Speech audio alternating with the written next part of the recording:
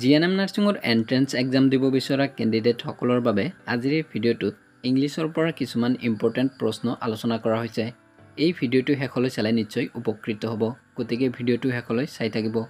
প্ৰথম প্ৰশ্নটো হৈছে what is the singular form of the word children. ইয়াত চাৰিটা অপশ্যন আছে। এ নম্বৰত আছে চিলড্ৰেনছ, বি নম্বৰত আছে চাইল্ডছ, চি নম্বৰত আছে চিলড্ৰেন আৰু ডি নম্বৰত আছে চাইল্ড। এই চাৰিটা অপশ্যনৰ ভিতৰত শুদ্ধ আনসাৰটো হৈছে অপশ্যন ডি, চাইল্ড।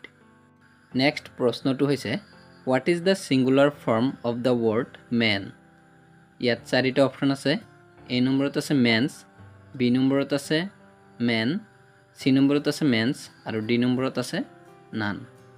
এই চাৰিটা অপশ্যনৰ ভিতৰত শুদ্ধ আনসাৰটো হৈছে option B, men, MEN, men. Next প্ৰশ্নটো হৈছে which of the following is the correct plural form of food. ইয়াত চাৰিটা অপশ্যন আছে। এ নম্বৰত আছে ফুডছ, বি নম্বৰত আছে ফুডছ, চি নম্বৰত আছে ফিট আৰু ডি নম্বৰত আছে ফুটিছ। এই চাৰিটা অপশ্যনৰ ভিতৰত শুদ্ধ আনসাৰটো হৈছে অপশ্যন চি, ফিট।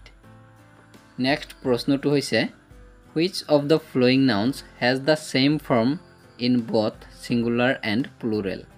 ইয়াত কৈছে তলৰ কোনটো নাউনৰ একবচন আৰু বহুবচন দুয়োটাতে ৰূপ একে থাকে। ইয়াত চাৰিটা অপশ্যন আছে। এ নম্বৰত আছে মেন, বি নম্বৰত আছে উমেন, চি নম্বৰত আছে ফিছ আৰু ডি নম্বৰত আছে পাৰ্চন। এই চাৰিটা অপশ্যনৰ ভিতৰত শুদ্ধ আনসাৰটো হৈছে অপশ্যন চি, ফিছ। অৰ্থাৎ একবচনৰ ক্ষেত্ৰত FISH, বহুবচনৰ ক্ষেত্ৰতো FISH। ইয়াৰ কোনো পৰিৱৰ্তন নহয়, একে থাকে। নেক্সট প্ৰশ্নটো হৈছে what is the plural form of analysis. ইয়াত চাৰিটা অপশ্যন আছে। এ নম্বৰত আছে এনালিচেছ, বি নম্বৰত আছে এনালিচিছ, চি নম্বৰত আছে এনালিচিছেছ আৰু ডি নম্বৰত আছে এনালিছ। এই চাৰিটা অপশ্যনৰ ভিতৰত শুদ্ধ আনসাৰটো হৈছে অপশ্যন এ, এনালিচেছ। নেক্সট প্ৰশ্নটো হৈছে which sentence is grammatically correct. ইয়াত চাৰিটা অপশ্যন আছে।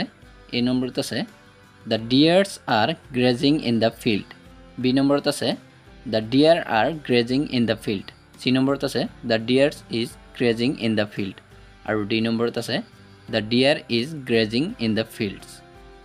এই চাৰিটা অপশ্যনৰ ভিতৰত শুদ্ধ আনসাৰটো হৈছে option B, the deer are grazing in the field. Next প্ৰশ্নটো হৈছে what is the plural form of cactus. ইয়াত চাৰিটা অপশ্যন আছে। এ নম্বৰত আছে কেকটি, বি নম্বৰত আছে কেকটাছেছ, চি নম্বৰত আছে কেকটাছ আৰু ডি নম্বৰত আছে কেকটোছ। এই চাৰিটা অপশ্যনৰ ভিতৰত শুদ্ধ আনসাৰটো হৈছে অপশ্যন এ, কেকটি।